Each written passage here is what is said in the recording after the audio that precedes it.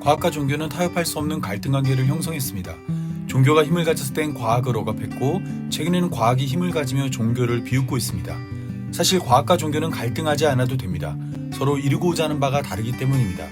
과학이 이루려는 것은 물질의 이치를 깨닫는 것입니다. 그에 반해 종교가 이루려는 것은 신에 대한 믿음을 가지는 것입니다. 과학이 이해를 목표로 한다면 종교는 믿음을 목표로 합니다. 과학이 이해가 아닌 믿음을 추구할 때 종교와 갈등이 생깁니다. 종교도 믿음이 아닌 이해를 추구할 때 과학과 갈등이 생깁니다. 과학은 과학답게, 종교는 종교답게 각자의 목표를 추구할 때 과학과 종교는 함께 걸을 수 있습니다. 종교의 목표가 되는 믿음을 동사로 표현하면 믿는다가 됩니다. 믿는다는 동사는 영문법에 의하면 타동사여야 합니다. 타동사는 목적어가 필요 없는 자동사와 달리 목적어가 필요합니다. 믿는다는 동사의 목적어는 믿음의 대상입니다. 믿는다는 말을 하기 위해서는 반드시 목적어인 믿음의 대상을 밝혀야 합니다. 믿음의 대상이 없이 믿는다는 말을 하면 그 의미는 분명하지 않습니다. 반드시 믿는다는 동사를 사용하기 위해서는 믿음의 대상을 밝혀야 합니다. 믿는다의 목적어인 믿음의 대상은 각 사람의 종교를 결정합니다. 믿음의 대상을 부처로 밝히는 자는 불교인이 되고, 믿음의 대상을 하느님으로 밝히는 자는 천주교인이 되고, 믿음의 대상을 알라로 밝히는 자는 이슬람교를 믿는 무슬림이 되고, 믿음의 대상을 하나님으로 밝히는 자는 잘 알고 계신 것처럼 기독교인이 되고, 믿음의 대상을 나로 밝히는 자는 신을 대신해 자신을 믿음으로 무교가 됩니다. 이처럼 믿음에 있어 믿음의 대상은 매우 중요한 역할을 합니다. 믿음의 대상을 모르거나 혹은 믿음의 대상을 밝히지 않고 믿는 것은 제대로 된 믿음이 아닙니다. 자신이 믿고 있는 대상을 정확히 밝힐 때 믿음은 온전히 작동할 수 있습니다. 교회로 부름받은 성도의 믿음도 하나님을 믿음의 대상으로 뚜렷하게 밝힐 때 온전히 작동합니다. 믿음의 대상인 하나님을 선명하게 고백할 때 우리의 믿음도 선명해지는 것입니다. 따라서 우리는 나는 믿는다에서 끝나는 것이 아니라 나는 하나님을 믿는다 고백하는 성도가 되어야 합니다. 우리가 믿고 있는 믿음의 대상인 하나님을 명확히 고백하는 자가 되어야 합니다. 하나님을 믿음의 대상으로 밝힐 때 우리의 믿음이 구체화되기 위해서는 하나님의 어떠한 면을 믿고 있는지 알아야만 합니다. 이를 위해 믿음의 시제를 살펴보겠습니다. 어제 비가 내렸다면 우리는 어제 비가 온 것을 알고 있다 말하지 어제 비가 온 것을 믿고 있다 말하지 않습니다. 과거의 일은 믿는 것보다 아는 것에 가깝기 때문입니다. 그리고 지금 비가 오고 있다면 우리는 지금 비가 오고 있다 말하지 지금 비가 오는 것을 믿는다 말하지 않습니다. 역시 현재의 일은 믿는 것보다 아는 것에 가깝기 때문입니다. 마지막으로 만약 내일 비가 온다면 우리는 내일 비가 오는 것을 알고 있다 말하지 않고 내일 비가 오는 것을 믿는다 말합니다. 미래의 일은 아는 것보다 믿는 것에 가깝기 때문입니다. 이처럼 믿음의 시제는 과거와 현재보다 앞을 내다보는 미래의 무게를 두고 있습니다.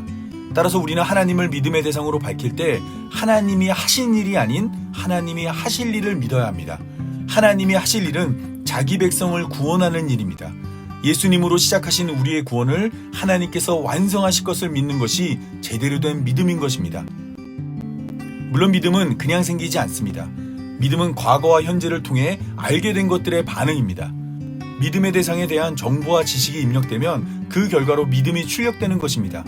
매주 같은 시간, 같은 장소에서 만나기로 약속한 두 사람이 있었습니다. 이들은 여러 번의 만남 동안 단 한 번도 약속을 어기지 않았습니다.